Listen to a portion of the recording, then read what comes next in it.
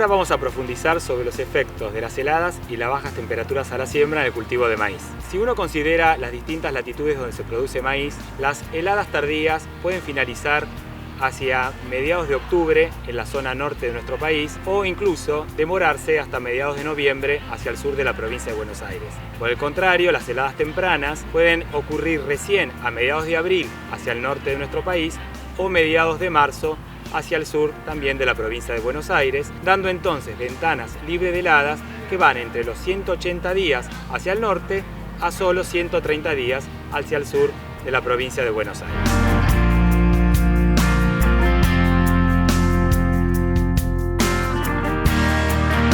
Cuando ocurre una helada antes del estado de B6, lo que vamos a observar a lo largo de los días es que las hojas comienzan a amarillar y finalmente se terminan secando.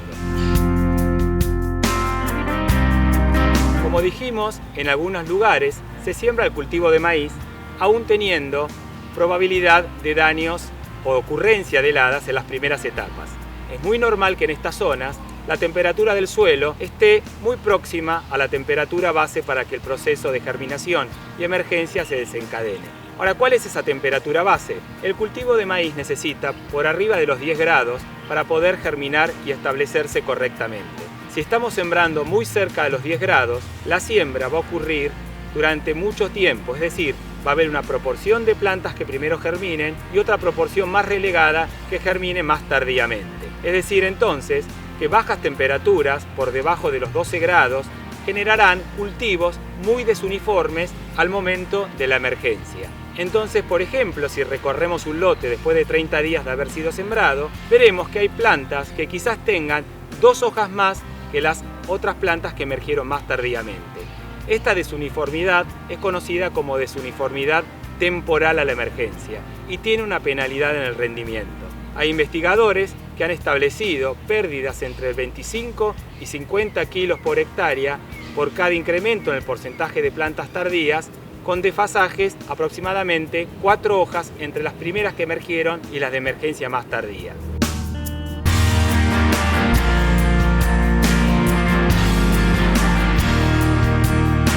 Tenemos que recorrer los lotes y poder establecer en una cierta cantidad de plantas cuál es el número total de hojas que tienen expandidas y sobre esa cantidad de plantas estimar qué proporción de plantas tienen por lo menos 4 hojas de diferencia con las que están más avanzadas.